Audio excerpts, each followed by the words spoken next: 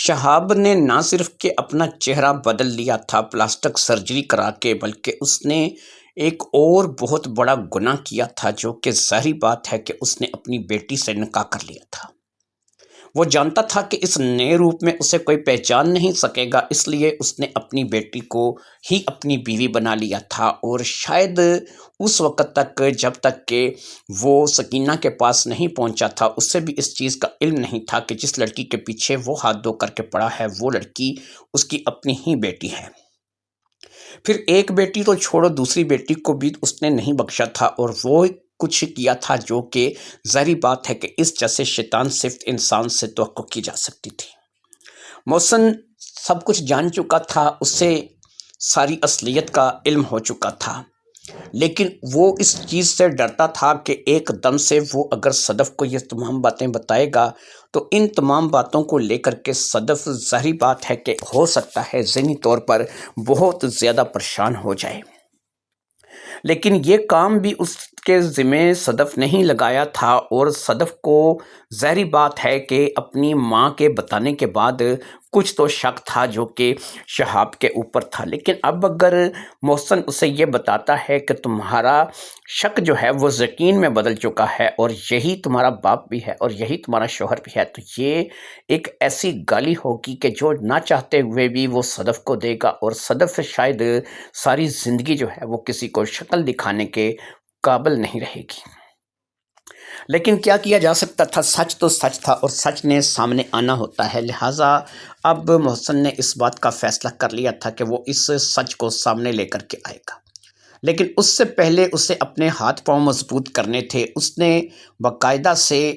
اس سلسلے میں جو بات چیت کرنی تھی وہ اس نے کر لی تھی، کیونکہ وہ نہیں چاہتا تھا کہ شہاب بھی اپنے پیسے کے بلبوتے پر یا پھر اپنے تعلقات کے بلبوتے پر اس کے ہاتھوں سے بچ جانے میں کامیاب ہو جائے۔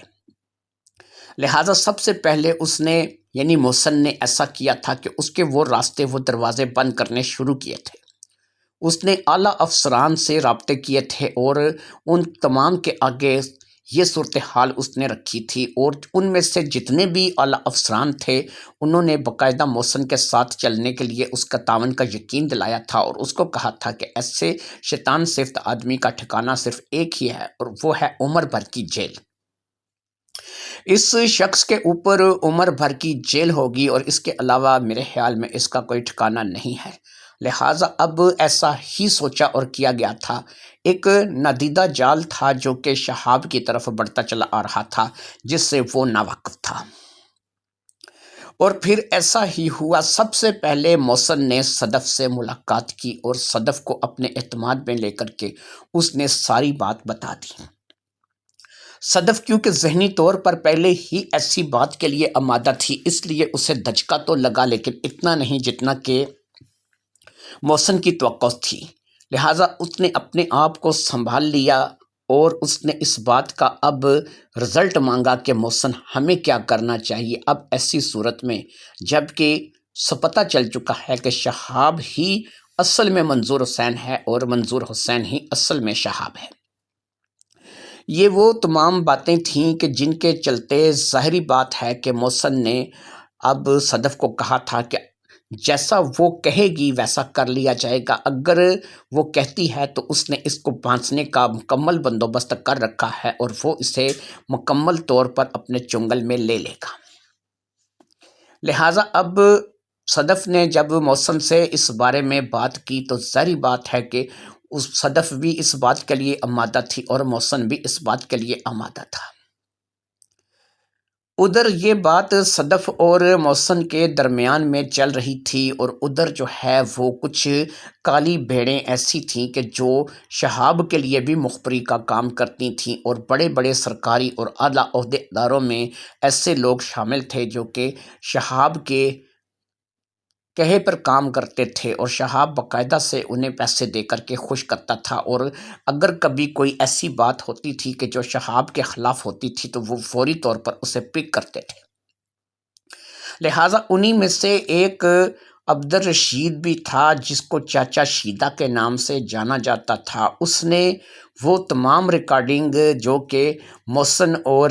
آئی جی کے درمیان بات چیت ہوئی تھی اس نے ایک چھوٹی سی ریکارڈنگ حاصل کر لی تھی۔ وہ ریکارڈنگ اس نے کچھ لاکھ روپے کے عوض شہاب کو بیچ دی تھی۔ شہاب نے جب اس ریکارڈنگ کو سنا تھا تو شہاب کے اپنے ہاتھ پاؤں پھول گئے تھے اور وہ سمجھ چکا تھا کہ اب اس کا یہاں سے بھاگنے کا ٹائم آ گیا ہے۔ یہ بات ایسی بات تھی کہ جس کو لے کر کے شہاب تھوڑی دیر بھی اگر کرتا تو اس کے لیے بہت نادیدہ جال جو بنا جا رہا تھا وہ اس جال میں پھنس سکتا تھا۔ یہ کوٹھی جس میں وہ رہ رہا تھا، اس کے علاوہ 3 گاڑیاں تھیں جو کہ اس کے استعمال میں تھیں، وہ مارکیٹ جس میں 4-5 دکانیں اس کے اپنے نام پر تھیں، اور اس کے علاوہ بہت سے کاموں میں اس نے انویسٹ کر رکھا تھا۔ اس کے علاوہ بھی لاکھوں روپے تھے جو کہ اس کے بینک اکاؤنٹ میں پڑے تھے، اور اسے پتا تھا کہ اب اس کے پاس زیادہ وقت نہیں ہے، لہٰذا اس نے یہی سوچا تھا کہ وہ کوئی اور راستہ اختیار کرے گا اور اس راستے کو اختیار کر کے اپنی دولت کو بھی محفوظ کرے گا اور یہاں سے بچ کر بھاگ جانے میں بھی کامیاب ہوگا۔ اسے یہ بھی پتہ چل چکا تھا کہ صدف نے محسن کے ذمہ یہ کام لگایا تھا۔ اب صدف کو کیسے شک ہوا تھا یا صدف کس وجہ سے اس بات میں شامل ہوئی تھی یہ اسے پتہ نہیں تھا، لیکن اسے اتنا پتہ چل گیا تھا کہ صدف اس کی اصلیت کو اگر جانتی نہیں تو اسے شک ضرور ہے، اور اس نے محسن کے ذریعے سے اس شک کو دور کرنے کے لیے ایسا کھیل کھیلا تھا۔ اسے سکینہ پر بھی شک تھا، کیونکہ سکینہ ہی ایک ایسی واحد عورت تھی جو صدف کو باپ اور شہاب کے درمیان میں کچھ مماثلت تھی جو کہ بتا سکتی تھی، لیکن اسے اس چیز کا اندازہ نہیں تھا کہ اس مماثلت کے بعد صدف اس راستے پر چل نکلے گی کہ وہ باقاعدہ اپنے ہی شوہر کو یا پھر اپنے باپ کو ٹریپ کرنے کے لیے جو ہے وہ محسن کا سہارا لے گی۔ اور محسن کے بارے میں جو بات شہاب کو پتہ چلی تھی کہ محسن کے تعلقات انتہائی اونچے درجے کے اعلیٰ سرکاری افسران کے ساتھ ہیں، بہت سے لوگوں کے ساتھ اس کا اٹھنا بیٹھنا ہے، اس لیے محسن کے ہاتھوں سے شہاب کا بچنا بہت مشکل ہوگا۔ اس لیے اب اس نے اندر ہی اندر ایسا سسٹم رچ لیا تھا کہ اگر شہاب محسن اس کی طرف بڑھے تو وہ اس سے پہلے ہی اپنا انتظام کر لے۔ جو بینک اکاؤنٹس میں پیسہ تھا وہ اس نے وہاں سے نکلوا لیا تھا، لیکن وہ پیسہ نکلوانے کے بعد کہاں گیا تھا اس کے بارے میں صرف شہاب کو پتہ تھا۔ یہ کوٹھی جو کہ اب شہاب کے نام تھی، یہ مارکیٹ میں جو دکانیں تھیں، یہ سارے معاملات جو تھے یہ شہاب کے نام تھے، لیکن اسے پتہ تھا کہ اسے شہاب سے منظور ثابت کیا جا سکتا ہے، کیونکہ اگر اس کا وہ ریکارڈ نکال لیا گیا جو کہ دوسرے ملک کا تھا تو اس ملک کے ریکارڈ کے بعد وہ منظور حسین ہے یہ سب کو پتہ چل جائے گا اور شہاب کی حیثیت ختم ہو جائے گی۔ لہٰذا اب اس نے تمام انتظامات اندر ہی اندر کرنے شروع کر دیے تھے، وہ بھی پیروں کا بڑا پکا تھا۔ اس نے اس بات کے لیے پورے طور پر اپنے آپ کو سنبھال لیا تھا۔ وہ صدف کے اوپر بھی یہ ظاہر نہیں کر رہا تھا کہ مجھے تمہارے بارے میں پتہ چل چکا ہے اور تم میرے بارے میں کیا کچھ کرواتی پھر رہی ہو، اس کا مجھے اندازہ ہے۔ لہٰذا اس نے اس بات کا نہ تو صدف کو احساس ہونے دیا اور نہ ہی اس نے اس بات کے لیے کسی کو کوئی مورد الزام ٹھہرایا۔ وہ صدف کے ساتھ بالکل ویسی ہی زندگی گزار رہا تھا جیسے کہ اس سے پہلے گزار رہا تھا۔ صدف بھی خاموشی سے اب اس چیز کو برداشت کرتی چلی جا رہی تھی، اگرچہ اس سے اس بات کی اصلیت پتہ چل چکی تھی کہ یہی شہاب ہے اور یہی منظور حسین ہے، لیکن اب بھی اس نے شور کرنا مناسب نہیں سمجھا تھا کہ جب تک محسن مکمل ثبوت کے ساتھ اس کے اوپر ہاتھ نہ ڈالتے۔ لہٰذا اب ایسا تھا کہ اسے صرف محسن کی طرف سے کارروائی کا انتظار تھا، جس کے لیے محسن نے اس سے تقریباً 1 ہفتہ مانگا تھا تاکہ شہاب کو کسی طور پر بھی بچ نکلنے کی کوئی بھی مہلت نہ ملے۔ لہٰذا اب ایسا ہو چکا تھا کہ شہاب اور منظور حسین ایک ہی بندہ ہونے کے باوجود بھی صدف چند دن اس کے ساتھ گزارنے پر مجبور تھی۔ اس بات کو اب شہاب من ہی من جانتا تھا کہ یہی اس کی بیٹی ہے اور یہی اس کی بیوی ہے۔ یہ بات اب صدف کو بھی پتہ چل چکی ہے، لیکن اب بھی وہ اسے اپنی بیوی کی طرح ہی ٹریٹ کر رہا تھا اور بیوی کی ہی طرح اس نے اسے رکھا ہوا تھا، جس کی وجہ یہ تھی کہ وہ نہیں چاہتا تھا کہ آخری لمحے تک بھی اسے اس بات کا پتہ چلے کہ یہ ٹریپ ہو چکی ہے اور شہاب اپنا جال بچھا چکا ہے۔ لہٰذا دونوں طرف ہی اب مقابلہ جو ہے وہ برابری کی سطح پر جاری تھا اور اسی طریقے سے یہ معاملات چل رہے تھے۔ شہاب کو اس بات کی بھی خبر ہو چکی تھی کہ زیادہ سے زیادہ ایک ہفتہ، اس ایک ہفتے کے بعد اس کے اوپر ایک ایسا زوال کا دن آئے گا کہ وہ ایک ایسے نرغے میں دھر لیا جائے گا کہ پھر اس کا یہاں سے بچ نکلنا بہت ہی زیادہ مشکل ہو جائے گا۔ ان تمام باتوں کو جانتے ہوئے شہاب جو ہے وہ اب اپنی تیاری کر رہا تھا، اور محسن جو تھا وہ اب صدف کے ساتھ باہمی مشورے کے ساتھ اس پر حملہ کرنے کے لیے تیار تھا۔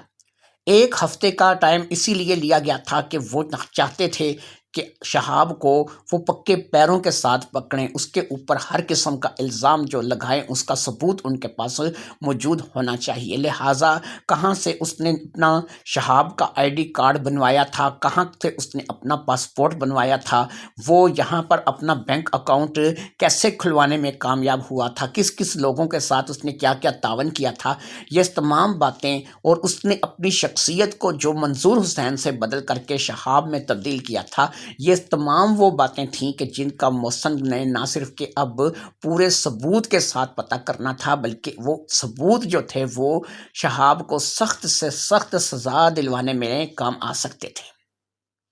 لہٰذا دونوں طرف اب یہی سلسلہ چل رہا تھا، اور ان دونوں طرف میں اب چند ہی دنوں کا یا چند ہی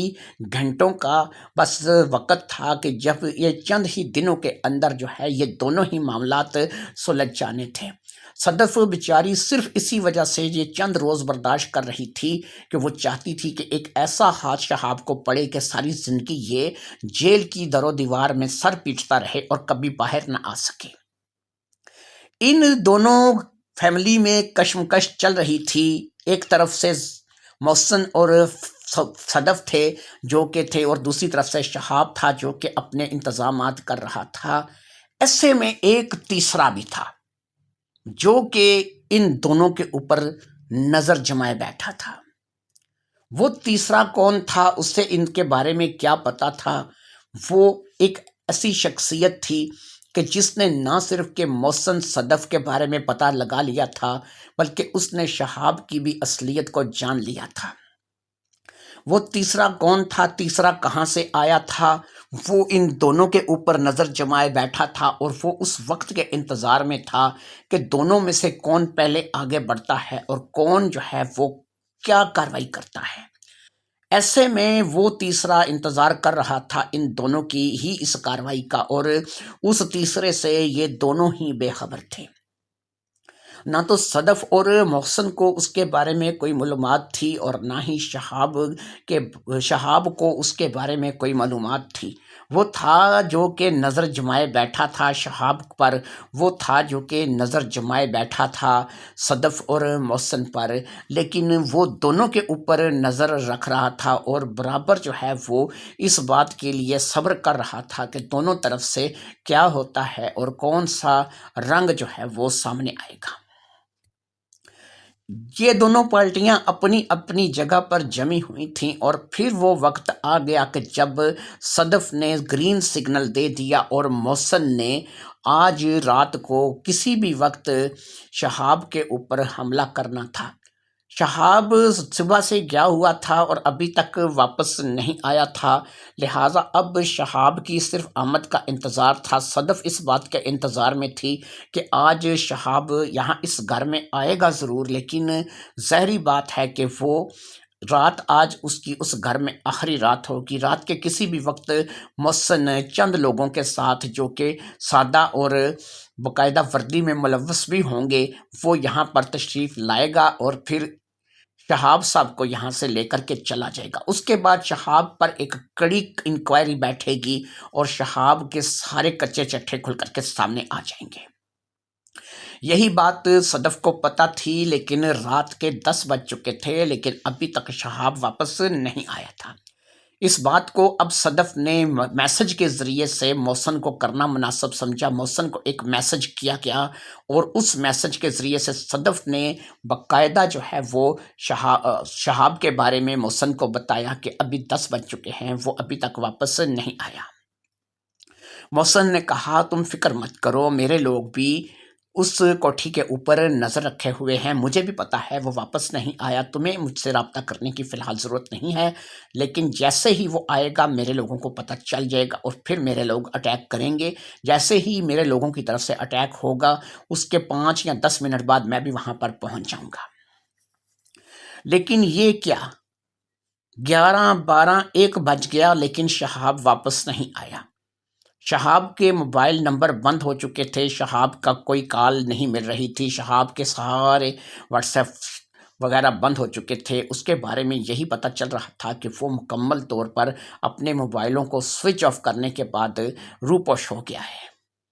1 بجے تک بھی جب کچھ ایسی بات نہیں ہوئی تو وہ لوگ جو باہر سادہ یا پھر لباس میں پہرا دے رہے تھے وہ لوگ اندر آ گئے اور انہوں نے آ کر کے صدف سے اس بارے میں پوچھا۔ صدف نے بھی بتایا کہ کوئی نمبر نہیں لگ رہا ہے۔ اب محسن کو آنا لازمی ہو گیا تھا، محسن بھی پہنچ گیا اور پھر باقی تمام لوگوں نے بھی اس کو فون کرنے کی کوشش کی، اس کی آخری لوکیشن چیک کرنے کی کوشش کی اور اسی طریقے سے اس کی موبائل، اس کی سموں کو جو ہے وہ اس بات پہ لگا دیا کہ جیسے ہی اس کی سمیں آن ہو، جیسے ہی اس کے موبائل کی لوکیشن آن ہو، جیسے ہی اس کا موبائل آن ہو اس کو پتہ کیا جائے۔ لیکن وہ باقاعدہ سے نہ صرف کہ موبائل بند ہو چکے تھے بلکہ اس کا کچھ بھی پتہ نہیں چل رہا تھا۔ محسن نے خود 2 لوگوں کو صدف کے پاس چھوڑا جو کہ اس کی حفاظت کریں اور باقی لوگوں کو لے کر کے وہ اس مارکیٹ کی دکانوں کی طرف بڑھ گیا، اس کے جہاں جہاں پر بھی ہونے کا امکان ہو سکتا تھا وہاں پر بڑھ گیا۔ لیکن صبح تک چھاپے مارنے کے باوجود کسی قسم کا کوئی کلیو ان لوگوں کے ہاتھ نہیں لگا۔ یہ ان تمام باتوں سے بے خبر یہاں پر پھر واپس آ گئے۔ صدف کے پاس پہنچے تو وہ 2 لوگ جو صدف کے پاس چھوڑ گئے تھے وہی موجود تھے۔ اب صدف کا اس گھر میں رہنا خطرے سے خالی نہیں تھا، لہٰذا اس گھر کو سیل کر دیا گیا اور صدف اپنی والدہ کے گھر یعنی سکینہ بیگم کے گھر چلی گئی۔ ایسے میں اب تمام باتیں سکینہ بیگم کو بھی پتہ چل چکی تھیں اور ربیہ بھی ان باتوں کے بارے میں جان چکی تھی۔ اگرچہ اب تک سکینہ بیگم اور ربیہ کو ان باتوں سے بے خبر رکھا گیا تھا، لیکن ظاہری بات ہے صدف کے اس طرح سے آنے سے سب باتیں کھل کر سامنے آ گئی تھیں اور ان لوگوں کو پتہ چل گیا تھا کہ کیا ہے اور کیا نہیں ہے۔ لیکن ایک بات ہو چکی تھی کہ اس بار بھی شہاب اپنے آپ کو بچا لے جانے میں کامیاب ہوا تھا۔ وہ کہاں چلا گیا تھا، اس کے جانے کا کیا طریقہ کار تھا، اس سے ان باتوں کی سن گن کیسے لگ گئی تھی؟ کیا وہ جان گیا تھا کہ اس پر حملہ ہونے والا ہے؟ اگر ایسا تھا تو کوئی نہ کوئی تو تھا کہ جس نے اسے اس بارے میں بتایا تھا، لیکن کون تھا جو کہ اس کا مددگار تھا؟ کس نے اسے اس بارے میں بتایا تھا؟ یہ وہ تمام باتیں تھیں کہ جن سے بالکل ہی اب محسن انجان تھا، بے خبر تھا۔ تمام ایسے محکمے جو کہ اس بات کے لیے پوری طرح سے آمادہ تھے کہ وہ شہاب کو پتہ کریں گے اور شہاب کے بارے میں سب کچھ جاننے کی کوشش کریں گے۔ شہاب کی تصویر جو تھی باقاعدہ اگلے روز ہی اخباروں میں دے دی گئی اور اس اشتہاری قرار دے دیا گیا۔ اس کے لیے ایسی خبر دی گئی کہ زندہ یا مردہ یا کہیں بھی کوئی بھی اطلاع دینے کے لیے جو ہے وہ جو بھی اسے اطلاع دے گا اس کو انعام دیا جائے گا۔ اگر کوئی اسے مار بھی دیتا ہے تو اس کے لیے بھی قانون اسے معاف کرے گا۔ لہٰذا اس قسم کی سخت خبریں جو تھیں اخباروں میں لگا دی گئی تھیں، کیونکہ ظاہری بات ہے کہ وہ زندہ یا مردہ دونوں ہی شکلوں میں جو ہے اب کارآمد نہیں تھا، کیونکہ اس نے جو کیا تھا اس کا گناہ بہت بڑا تھا۔ ان لوگوں کا خیال تو یہ تھا کہ ساری زندگی اسے جیل میں سڑوائیں گے، لیکن اب اخباروں میں ایسی باتیں بھی دے دی گئی تھیں۔ کوئی بھی شخص اگلے روز اخبار چھپنے کے باوجود بھی سامنے نہیں آیا کہ جو اس طریقے سے پہچانتا ہو یا جسے اس بات کا پتہ ہو کہ شہاب کہاں چلا گیا ہے۔ شہاب واقعہ ہی غائب ہو چکا تھا۔ اس کی پراپرٹی اگرچہ سیل کر دی گئی تھی، لیکن ظاہری بات ہے کہ ایک دم سے سارے معاملات نہیں ہو سکتے تھے۔ وہ 5 دکانیں جو کہ ایک مارکیٹ کے اندر لگی ہوئی تھیں، وہ ان لوگوں کو نہیں کہا جا سکتا تھا کہ یہ دکانیں ایک دم سے خالی کر دو۔ وہ 3 گاڑیاں ویسی کی ویسی اسی کوٹھی میں پڑی تھیں اور اس کوٹھی کو سیل کر دیا گیا تھا۔ بینک اکاؤنٹ سے پتہ چلا تھا کہ اس نے اپنی تمام رقم جو ہے وہ نکلوا لی ہے اور اسے کسی اور اکاؤنٹ میں منتقل نہیں کروایا۔ اگر اس کا کوئی اور اکاؤنٹ ہوگا تو اس کے بارے میں اس بینک کے پاس کوئی ڈیٹیل نہیں اور نہ ہی اس کا پتہ ہے۔ وہ اچھا خاصا پیسہ جو ہے وہ یہاں سے لے گیا تھا جو کہ 1 کروڑ کے قریب تھا۔ یہ 1 کروڑ کا پیسہ اسے دوبارہ جو ہے وہ پاؤں پر کھڑا کرنے کے لیے کافی تھا، یہ کم نہیں تھا۔ اس کے علاوہ بھی اس کے پاس پتہ نہیں اور کون کون سے ذرائع تھے یا کون کون سی چیزیں تھیں کہ جو ظاہری بات ہے کہ اب بھی اس کے پاس تھی۔ شہاب یہاں سے مکمل طور پر اپنے آپ کو بچا کر کے فرار ہو چکا تھا۔ منظور حسین تھا یا شہاب تھا، لیکن بہرحال وہ اپنے آپ کو اب یہاں سے بچا کر کے فرار ہو چکا تھا۔ ایسے میں کوئی بھی شخص اس کا ٹھکانہ نہیں جانتا تھا۔ پھر ایک بات کے تحت، ایک خیال کے تحت محسن کو وہ امین یاد آیا۔ امین بھائی جس کے گھر میں جا کر کے انہوں نے پناہ لی تھی، اور امین بھائی نے ڈبل گیم کی تھی اور وہاں سے 1 لاکھ روپے ان سے بھی لیے تھے، اور 1 لاکھ روپے جو ہے وہ ان لوگوں نے بھی اسے دیے تھے، اور پولیس والوں سے بھی 1 لاکھ روپے اینٹھ لیے تھے۔ امین بھائی جب محسن نے باقاعدہ پتہ کرنا شروع کیا تھا تو امین بھائی اس کے نظریے میں آیا تھا، لہٰذا امین بھائی کے گھر کا ایک ایسا ٹھکانہ تھا کہ جہاں سے شہاب کو ڈھونڈا جا سکتا تھا۔ کیا دوبارہ شہاب امین بھائی کا جو ہے وہ امین بھائی کی مدد لے گا یا امین بھائی کی طرف جائے گا؟ لہٰذا یہ ایک رسکی کام تھا، لیکن جب شہاب کے ذہن میں یہ بات آ گئی تو اس نے اپنے ساتھ چند پولیس والے لیے اور امین بھائی کے گھر پہنچ گیا۔ لیکن وہاں پہنچ کر کے پتہ چلا کہ امین بھائی کو تو مرے 2 سال ہو چکے ہیں، اور اب یہ جو مکان ہے یہ تو اس نے اپنے کسی رشتہ دار کے نام کر دیا تھا مرنے سے پہلے، اور اب وہاں پر وہ رشتہ دار عورت اپنے بچوں کے ساتھ رہ رہی تھی۔ امین بھائی نے اسی عورت کے نام پر پیسے منگوائے تھے اور اسی کے اکاؤنٹ میں پیسے آئے تھے۔ تھوڑی سی سختی پر پوچھ پرچیچ کے بعد اس نے کسی بھی شہاب نامی شخص کو پہچاننے سے انکار کر دیا۔ وہ کسی شہاب کے بارے میں نہیں جانتی تھی، اسے کسی شہاب کے بارے میں علم نہیں تھا، لہٰذا وہاں سے بھی ایک مکمل ناکامی کا منہ دیکھنا پڑا، اور شہاب کو زمین کھا گئی تھی یا آسمان نکل گیا تھا یہ کسی کو بھی پتہ نہیں تھا۔ شہاب کہاں تھا، کہاں پر چلا گیا تھا، اس کے بارے میں کسی کو کچھ علم نہیں تھا۔ ایک اور بات تھی جو کہ محسن کے ذہن میں کھٹک رہی تھی کہ پہلے بھی جب اس کے اوپر ایسا سختی کا وقت آیا تھا تو اس نے بہت سے ایسے لوگوں کے ساتھ رابطے کیے تھے کہ جو کنٹینر کے ذریعے خفیہ طور پر بندے کو چھپا کر کے دوسرے ملک لے کر کے جاتے ہیں۔ کہیں اس بار بھی اس کا ارادہ کسی دوسرے ملک نکلنے کے لیے تو نہیں تھا۔ اس بات کو لے کر کے محسن نے کافی سارے سرکاری افسروں سے بات کی تھی، بہت سے لوگوں سے بات کرنے کے بعد اس علاقے میں ایسے 4 لوگ سامنے آئے تھے کہ جو باقاعدہ طور پر غیر قانونی طور پر لوگوں کو سرحد پار کرواتے تھے، اور سرحد پار کروانے کے بعد دوسرے ملک تک لے کر کے جاتے تھے۔ ان میں سے 3 لوگ ایسے تھے کہ جن کے انڈر ایسی جگہ تھی کہ جہاں پر یعنی جلدی جایا جا سکتا تھا، زیادہ سے زیادہ 7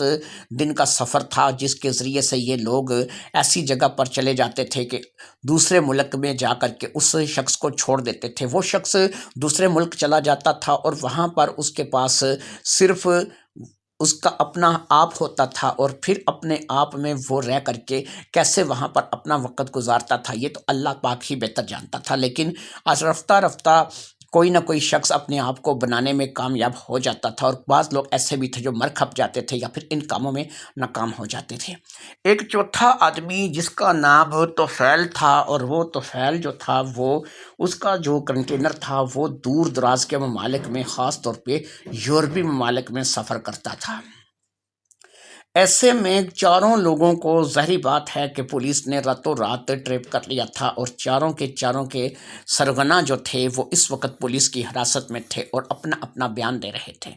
لیکن 4 نے اس بات کے لیے باقاعدگی سے یہ اعلان کر دیا تھا کہ کسی کے کنٹینر میں بھی شہاب نام کا بندہ نہیں جا رہا، اور وہ شہاب تو کیا انہوں نے بلکہ کنٹینر کے بندوں کی لسٹ جو تھی وہ ان سرکاری افسران کو مہیا کرتی تھی، لہٰذا ان تمام سرکاری افسران کے پاس وہ لسٹ آ جانے کے بعد اور ان کی تصویریں، ان کے بایو ڈیٹا آنے کے بعد یہ بات کھل کر کے سامنے آ گئی تھی کہ ان 4 میں سے کوئی بھی ایسا نہیں کہ جس کے ساتھ اس وقت شہاب سفر کر رہا ہو۔ ان میں کوئی ایسا نہیں تھا کہ جو شہاب کی قد کاٹھی سے بھی تعلق رکھتا ہو، کیونکہ اگر شہاب نے ایک دفعہ پھر اپنا چہرہ بدل لیا ہو تو کم از کم اس کی قد کاٹھی جو ہے وہ اسے پکڑنے کے لیے معاون ثابت ہو سکتی ہے۔ شہاب کو زمین نگل گئی تھی یا آسمان نگل گیا تھا، اس بات کا ابھی کوئی پتہ نہیں چل رہا تھا۔ तमाम एयरपोर्टों से इस की बाकायदा पता करा लिया गया था कि तमाम एयरपोर्टों पे भी किसी भी लोकल या इंटरनेशनल फ़्लाइट पे शहाब ने सफ़र नहीं किया था, ना उसका हुलिया मैच हुआ था, ना उसकी कद-काठी मैच हुई थी। यानी तमाम तर बातों के बावजूद एक बात तय थी कि शहाब जहाँ पर भी था वो इस वक़्त इसी मुल्क में मौजूद था, वो इस मुल्क से किसी भी सूरत में बाहर नहीं गया था। लेकिन सवाल यही पैदा होता है कि वो अगर इसी मुल्क में मौजूद था तो वो कहाँ पर था और उसने कौन सा रास्ता ऐसा अख्तियार किया था कि जिसके ज़रिए से वो बाकायदा कानून की नज़रों से बच गया था। ये वो बातें थीं कि जो तो ना मौसन को पता चल रही थी, ना ही किसी इदारे में पता चल रही थी, ना ही किसी बंदे को इन बातों के बारे में पता था।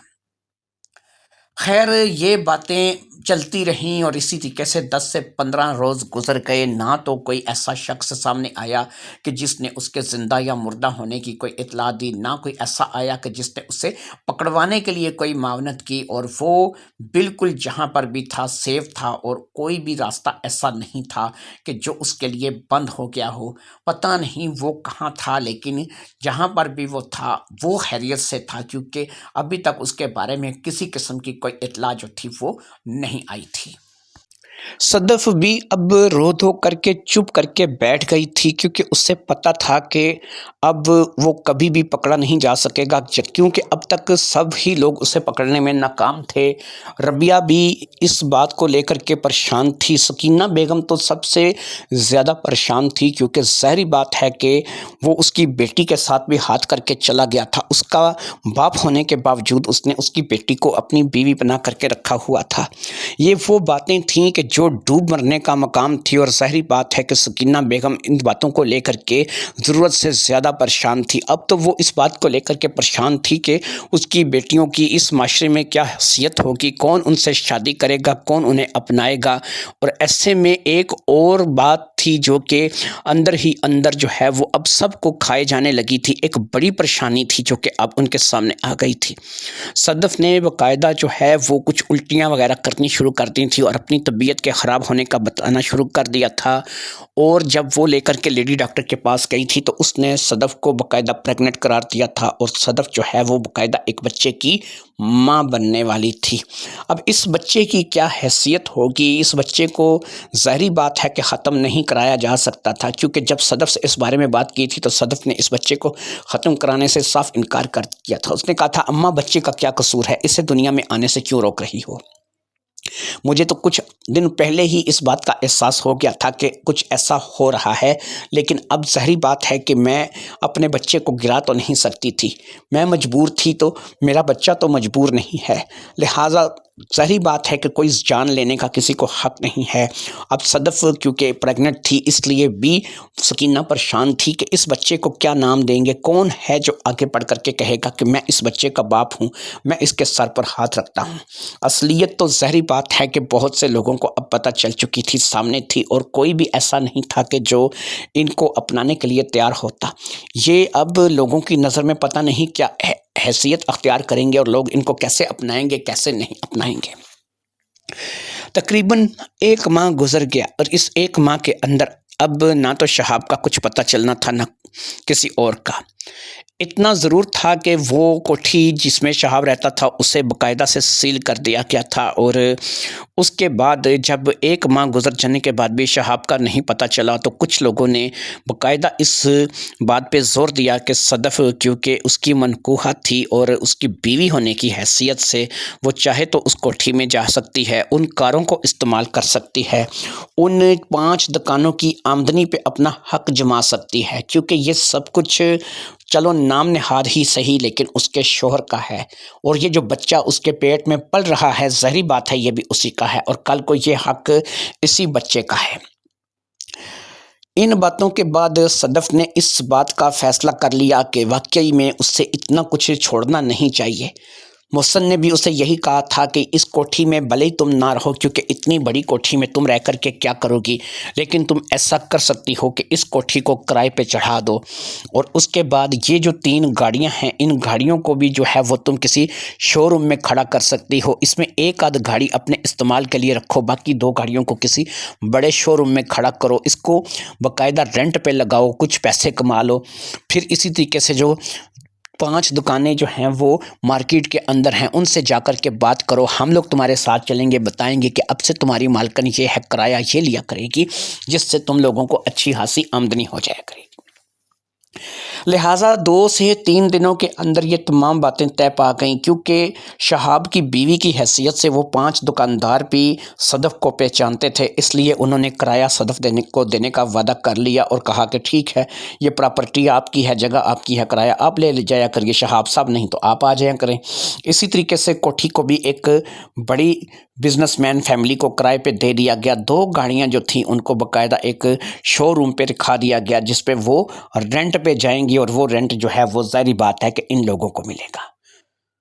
پیسہ آیا تھا تو دن بدل گئے تھے، اب وہ چھوٹا سا مکان جہاں پہ یہ رہتے تھے اس میں ہر سہولت میسر آ چکی تھی۔ صدف نے، ربیہ نے اب اپنی والدہ کے لیے بھی بہت کچھ کیا تھا، لیکن ظاہری بات ہے کہ یہ جو کچھ بھی تھا یہ پیسہ تھا، یہ منظور حسین کا پیسہ تھا تو تب بھی ان کا حق تھا، یہ شہاب کا پیسہ تھا تو تب بھی ان کا حق تھا، اس لیے محسن نے یہ کام کروایا تھا، لہٰذا اب یہ اس پیسے کے اوپر مکمل طور پر قابض تھیں، اور اس پیسے کے ذریعے سے ان کے حالات بدل گئے تھے، ان کا گھر بار بدل گیا تھا، اور ان کے سارے معاملات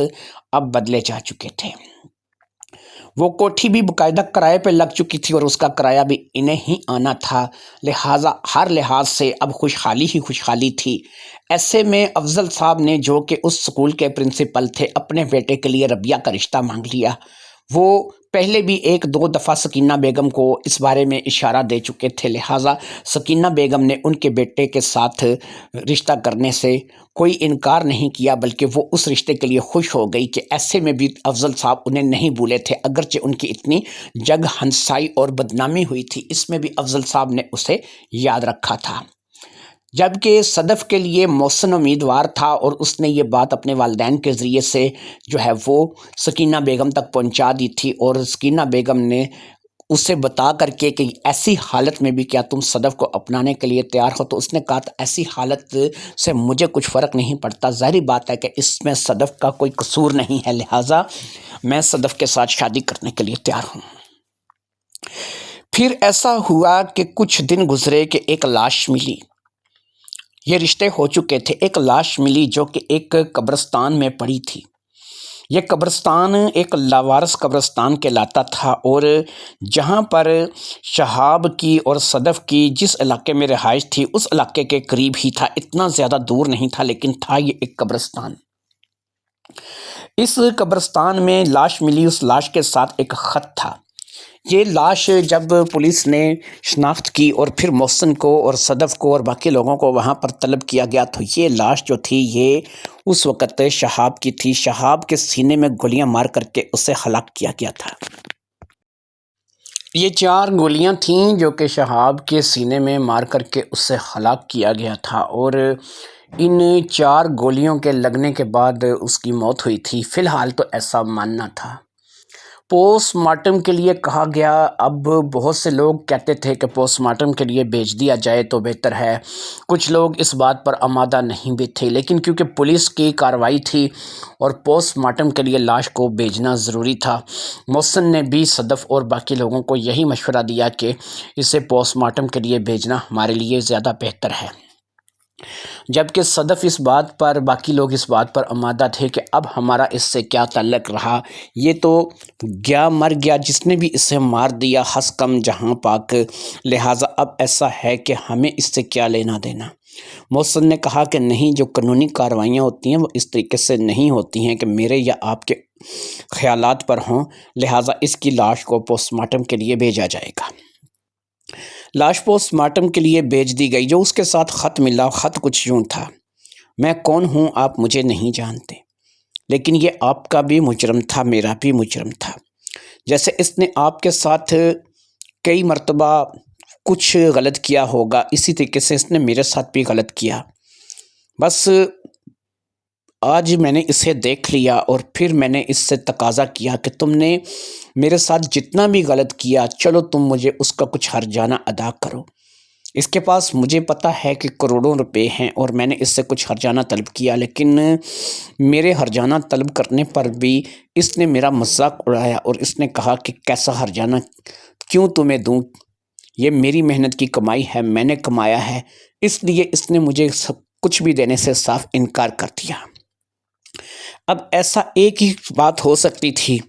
کہ یا تو پھر میں اس سے ہرجانہ لیتی یا میں اس سے ہرجانہ لیتی یا پھر میں اپنا بدلہ لیتی۔ لہٰذا میں نے اس سے اپنا بدلہ لے لیا۔ میں نے 4 گولیاں اس کے سینے میں ماری ہیں جو کہ اب یہ دوبارہ نہیں اٹھے گا۔ آپ لوگ مجھے ڈھونڈنے کی کوشش مت کیجیے گا، میں بھی آپ کو شاید اب نہیں ملوں گی۔ میں کون ہوں، میرا نام کیا ہے، مجھے لوگ کیسے جانتے ہیں، میں اس کو کیسے جانتی ہوں، ان تمام باتوں کا ایک ہی جواب ہے کہ شاہینہ۔ شاہینہ کون ہے؟ یہ آپ لوگوں سے چھپا ہوا کریکٹر نہیں ہے، آپ لوگ شاہینہ کو اچھے طریقے سے جانتے ہوں گے۔ بہرحال میں نے اس سے اب اس دنیا سے اٹھا دیا ہے اور اب آپ مجھے تلاش کرنے کی کوشش مت کیجیے گا کیونکہ میں بھی آپ کو نہیں ملوں گی۔ اس کے پاس جتنا پیسہ تھا وہ میں نے لے لیا ہے اور اب اس پیسے سے ایک نہیں میں ہزاروں شکلیں بدل سکتی ہوں۔ میں کہاں پر ہوں، کہاں رہوں گی، کیسے رہوں گی، اس بات کا ظاہری بات ہے کہ اب آپ لوگوں کو کوئی تعلق نہیں ہونا چاہیے۔ ویسے بھی آپ لوگوں نے تو خود کہا تھا کہ زندہ ملے یا مردہ ملے آپ کو مل جائے، تو یہ آپ کا مجرم تھا، آپ کو زندہ نہیں ملا، مردہ مل گیا، تو مردہ ملنے سے اب آپ کا کیس تو ختم ہو گیا اور آپ نے تو کھلی چھوٹ دی تھی کہ اسے کوئی بھی مار دے، اس لیے اسے میں نے مار دیا۔ لہٰذا یہ ہے کہ اسے مارنے سے مجھے کچھ فائدہ ہو گیا اور اس فائدے کے بلبوتے پر میں اب یہاں سے جا رہی ہوں۔ مجھے آپ ویسے پکڑنے کی کوشش بھی کیوں کریں گے کہ آپ کا خود کا اعلان تھا کہ اسے مار بھی دو تو ہم اس کے آگے نہیں آئیں گے۔ لہٰذا میں شاہینہ ہوں اور آپ لوگ مجھے جانتے تو ہوں گے، مجھے اپنی پہچان کرانے کی ضرورت نہیں ہے۔ اس کے خط کے آخر میں شاہینہ کے اپنے دستخط تھے۔ سکینہ شاہینہ کا نام سن کر کے نہ صرف کہ چونک پڑی تھی بلکہ وہ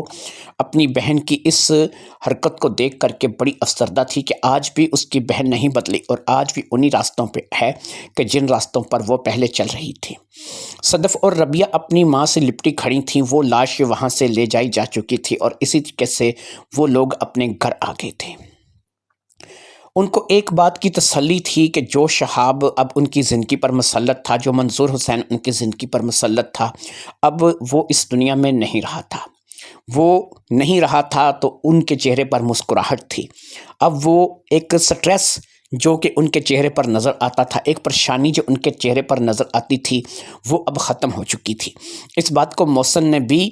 نوٹ کیا تھا، لہٰذا محسن بھی اب اس بات کو لے کر کے خوش تھا کہ چلو شہاب کے چلے جانے سے یہ اب پریوار ایک دفعہ پھر خوشی کی لہر اس پریوار میں دوڑ گئی ہے۔ سب لوگ خوش تھے۔ ربیہ کی شادی کے دن بھی طے ہو چکے تھے، محسن کی اپنی شادی بھی صدف کے ساتھ طے ہو چکی تھی، سب لوگ ہنسی خوشی اپنی زندگی کو گزار رہے تھے۔ لہٰذا سب لوگوں نے یہی فیصلہ کیا تھا کہ اب کوشش یہی کریں گے کہ ایک دوسرے کی زندگی میں خوشی نہ دے سکیں تو کسی کو دکھ یا تکلیف بھی دینے کی کوشش نہ کریں۔ اسی طریقے سے سب لوگ ہنسی خوشی اپنی زندگی کو گزارنے لگے۔ یہ قصہ ختم ہو چکا تھا، پھر ربیہ کی شادی ہو گئی اور اسی طریقے سے محسن نے صدف کے ساتھ شادی کر لی۔ سب لوگ اپنے گھر میں ہنسی خوشی زندگی گزار رہے تھے۔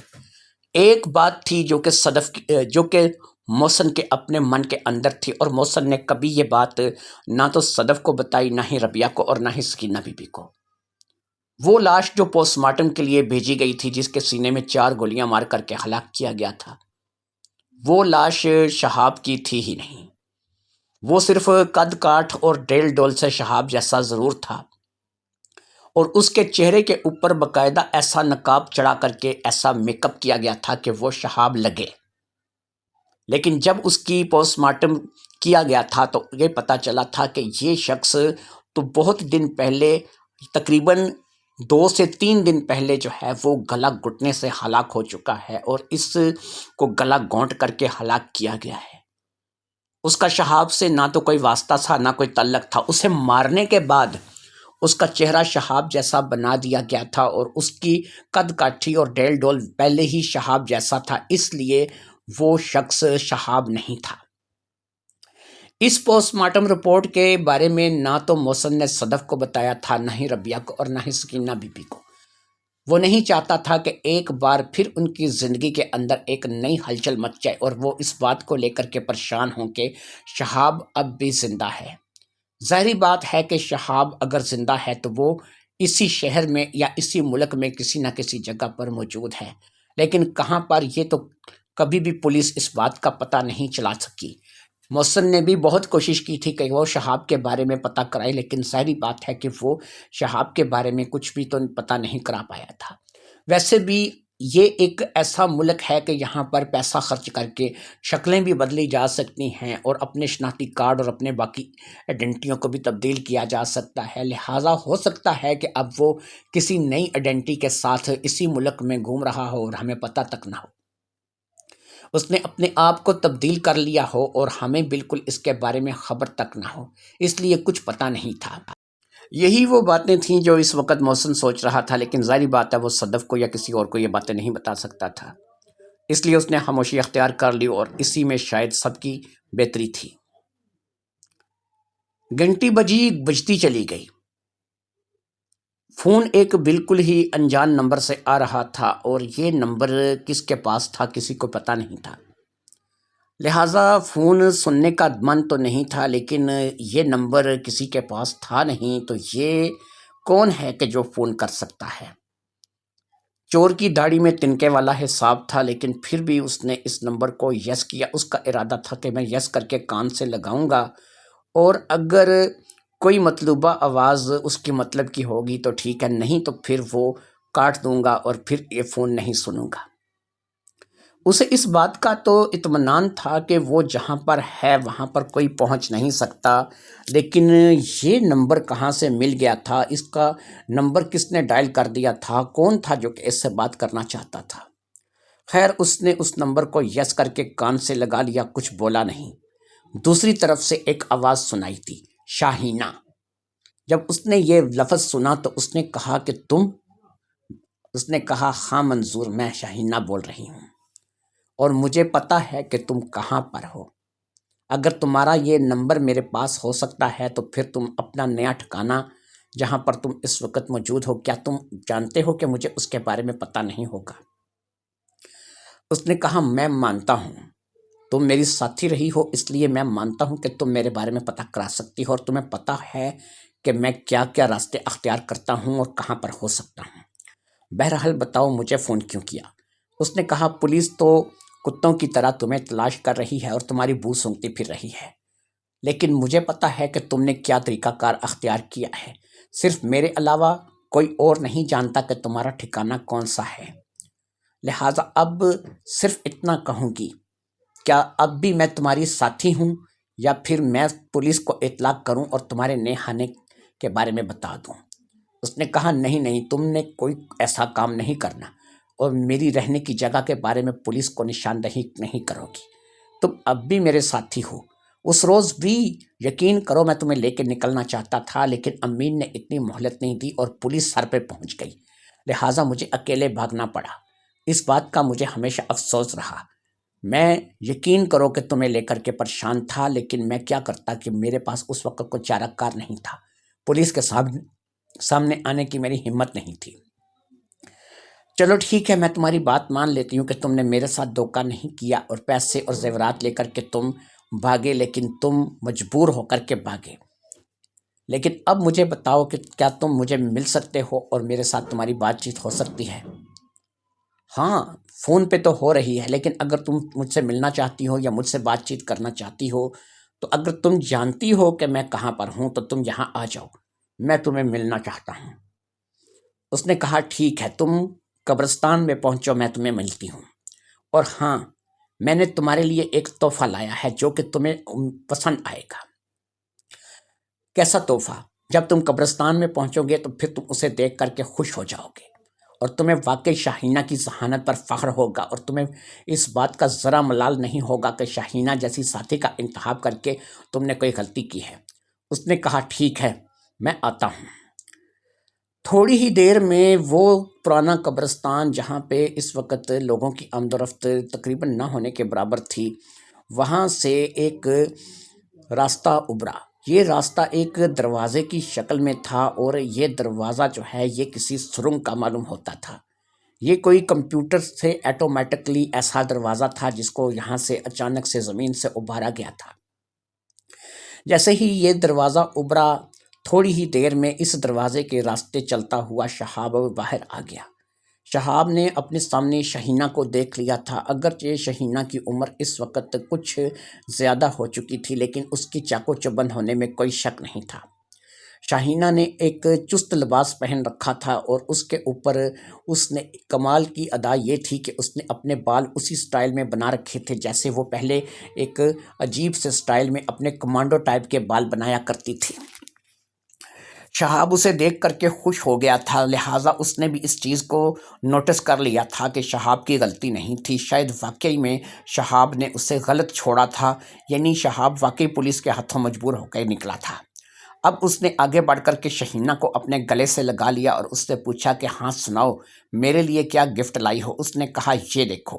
اب شہاب کی نظر ایک طرف پڑی تو اس نے دیکھا کہ اسی کے قد کاٹھی کا لمبا دڑنگا ایک انسان تھا جس کے چہرے پر ویسا ہی نقاب تھا جیسا کہ شہاب کا اپنا چہرہ تھا، اور اس کے ساتھ اس کے چہرے پر ایسا رنگ روپن بھی کیا گیا تھا کہ وہ بالکل شہاب ہی لگ رہا تھا۔ شاہینہ نے کہا کہ اس کے سینے میں نے 4 گولیاں ماری ہیں، یہ کچھ ہی دنوں میں یا ایک آدھ دن میں پولیس کو مل جائے گا، پولیس اسے شہاب سمجھ کر کے دفن کر دے گی اور اس طریقے سے صدف، ربیہ اور سکینہ کی زندگی سے تمہارے معاملات ہمیشہ کے لیے ختم ہو جائیں گے۔ شہاب نے کہا ایسا بھی تو ہو سکتا ہے کہ اس لاش کا پوسٹ مارٹم کیا جائے اور پتہ چلے کہ اس کی موت کی وجہ کچھ اور ہے۔ اس نے کہا کچھ بھی ہو، لیکن بہرحال یہ تمہاری پہلی بیوی اور تمہاری یہ دوسری بیوی یہ اس قدر زیادہ ذہین نہیں ہے کہ یہ ان کاموں کو سمجھ پائیں گے، اور ہاں اگر کسی کو اس بات کے بارے میں پتہ چل بھی گیا تو ہو سکتا ہے کہ وہ اس بات کو لے کر کے خاموش ہو جائے کہ چلو یہ فیملی تو اطمینان سے سوئے گی، اب اس کو اس بات کا ڈر تو نہیں رہا کہ شہاب زندہ ہے یا شہاب آئے گا۔ اس قسم کی باتیں وہ لوگ سوچ سکتے ہیں۔ شہاب نے کہا یہ اچھا کیا، اس کو یہاں سے تھوڑا دور ڈالو تاکہ ہمارے خفیہ راستے کے بارے میں کسی کو علم نہ ہو سکے۔ دونوں نے اسے اٹھا کر کے تھوڑا سا ایک اور جگہ پر کر دیا اور پھر اس کے بعد وہ اس خفیہ راستے سے اندر داخل ہو گئے۔ وہ خفیہ راستہ ایک سرنگ کی طرح تھا جس کو باقاعدہ طور پر ایک کمپیوٹر میکنیزیم کے ساتھ چلایا جا رہا تھا۔ یہ ایک اندر بنی ہوئی ایک بہت ہی خوبصورت اور حسین و جمیل غار تھی جس میں مختلف سائنسی آلات لگے ہوئے تھے، اور پھر اس سرنگ کے ذریعے سے وہ لوگ ایک بہت بڑے تہہ خانے کے اندر پہنچ گئے۔ یہ ایک بہت بڑا ہال تھا جو کہ بہت بڑا تہہ خانہ بھی کہہ سکتے ہیں، بہت بڑا ہال۔ یہاں پر دنیا کی ہر آسائش موجود تھی، ہر سہولت موجود تھی، ٹی وی چل رہے تھے، فریج لگی ہوئی تھی، صوفے پڑے تھے، بیڈ پڑے تھے، کسی قسم کی کسی چیز کی کمی نہیں تھی۔ ایک طرف ایک صندوق تھا جس میں وہ کروڑوں روپے پڑے تھے کہ جو اب تک شہاب نے اکٹھے کیے تھے، اور وہ کروڑوں روپے ظاہری بات ہے کہ وہ اپنے ساتھ ہی لے کر کے آیا تھا۔ باقی اس نے نہ صرف کہ نقد رقم لے کر کے اس کوٹھی کا سودا کر دیا تھا، گاڑیوں کا سودا کر دیا تھا، اور اپنی جو دکانیں اس کی تھیں اس نے وہ سودا کر دی تھیں، اور اسی طریقے سے اس نے اپنے تمام تر پراپرٹی کو سیل کر دیا تھا۔ اس کے لیے اس نے نقد رقم لے لی تھی، اور نقد رقم جو بھی اسے اس وقت مل پائی تھی وہ اس نے لے لی تھی اور تمام تر پراپرٹی کو سیل کر دیا تھا۔ 10 یا 15 دن میں یا مہینے بھر میں زیادہ سے زیادہ وہ لوگ جو کہ اس کے نئے مالک تھے، جن کے پاس شہاب کے دستخط شدہ کاغذات موجود تھے، وہ باقاعدہ قانونی طور پر قانون سے رابطہ کریں گے اور اس جگہ پر قابض ہو جائیں گے، لہٰذا یہ جگہ نہ تو صدف کو ملے گی، نہ ہی سکینہ کو، نہ ہی ربیہ کو، اور نہ ہی کسی اور کو ملے گی۔ ایسا ہی ہونا تھا، اور یہ ساری دولت کیونکہ اس نے نقد اکٹھی کی تھی اس کو لے کر کے یہ آ کر کے یہاں بیٹھ گیا تھا۔ جس کلونی کی کوٹھی میں یہ رہائش رکھے ہوئے تھا، یہ کوٹھی جب اس نے لی تھی، اس کوٹھی کا ایک خاص راز تھا جو کہ صرف یہی جانتا تھا، اور اس راز کے تحت ہی اس نے اس کوٹھی کو لیا تھا۔ इस कोठी के नीचे इतना ही बड़ा तहखाना था जितनी बड़ी ये ऊपर कोठी बनी हुई थी, लेकिन उस तहखाने का रास्ता ऊपर कोठी से नहीं था, बंद कर दिया गया था। एक रास्ता था जो कि उस कोठी से इस तहखाने को आता था, लेकिन उसे शहाब ने बंद कर दिया था और वो रास्ता बिल्कुल अब बंद होकर के रह गया था। इसने इस तहखाने से एक सुरंग बनवाई थी जो कि बाकायदा जो है एक करीबी कब्रिस्तान में जाकर के खुलती थी, और सिर्फ उसका रास्ता भी इसने ऐसा निज़ाम बनाया था कि कंप्यूटर के ज़रिए से ही ओपन किया जा सकता था या फिर उसे क्लोज़ किया जा सकता था। लिहाजा अब इसने आने और जाने का यही रास्ता रखा था कि जो इससे कम से कम यहाँ से 1.5 किलोमीटर दूर एक कब्रिस्तान में निकालता था, और ये वहाँ से कहीं आगे पीछे अगर जाना चाहता था तो चला जाता था। यही कोठी ये सेल भी कर चुका था, लेकिन ज़ाहिर बात है कि जिन लोगों को इसने सेल की थी उन्हें भी इस राज का पता नहीं था। ये इसी कोठी के इस तहखाने में, जिसमें दुनिया भर की आसाइश की हर चीज़ मौजूद थी, रह सकता था। अब ये शाहीना के पास भी क्योंकि शहीना अब इसके पास पहुंच चुकी थी, तो अब इसके लिए अय्याशी का सामान भी यहाँ पर मौजूद था। शराब शबाब हर चीज़ इसके पास मौजूद थी, इसलिए अब इसे इस बात की फ़िक्र नहीं थी कि यहाँ पर कोई इसे पकड़ सकेगा। ये यहाँ पर अपनी ज़रूरियात का हर किस्म का सामान लेकर के आ जाता था। बाकी इसने एक माहिर प्लास्टिक सर्जर से एक दफ़ा फिर राब्ता कर लिया था, जो कि उसी प्लास्टिक सर्जर का कुछ रिश्तेदार था कि जिसने पहली बार इसकी सर्जरी की थी, और वो शख्स यहाँ पाकिस्तान में ही था। इसका ख्याल था कि बहुत जल्द अपने चेहरे को तब्दील करवा करके, अपने साथ साथ शाहीना का चेहरा भी तब्दील करवा के एक नई आइडेंटिटी के साथ ये लोगों के सामने आएगा। इसके पास इस वक्त 10 से 11 करोड़ रुपए की रकम थी जो कि इसने सेव की हुई थी। ये इस नई आइडेंटिटी के साथ, इस रकम के साथ और शाहीना के साथ एंजॉय करने का पूरा प्रोग्राम रखता था। ये अपने हाल में मगन था, अपने हाल में खुश था। उधर सदफ, रबिया और सकीना की ज़िंदगी से हमेशा के लिए शहाब का, मंसूर का खतरा निकल चुका था। मौसम था, सिर्फ वो ये बात जानता था कि शहाब का खतरा टलता नहीं है, लेकिन ज़ाहिर बात है कि वो इन लोगों को बता नहीं सकता था, क्योंकि वो अपने सामने इन लोगों की ज़िंदगी देख रहा था। ये लोग खुश व खुर्रम अपनी ज़िंदगी गुजार रहे थे। बाकी ये है कि वक्त गुजरता रहा, ना ही तो कभी शहाब का पता चला, ना ही उसके साथी औरत शहीना का पता चला, और ना ही पता लगा कि वो लोग कहाँ पर मौजूद हैं और किस रंग में हैं। इसी तरीके से ज़िंदगी गुजरती चली जा रही थी, लेकिन मौसम भी नहीं चाहता था कि वो सदफ, रबिया या सकीना को इस बारे में बताए। वो अपने घर में खुश थे, खुश व खुर्रम ज़िंदगी गुजार रहे थे। यही बेहतर था कि किसी को कुछ भी ना पता चले।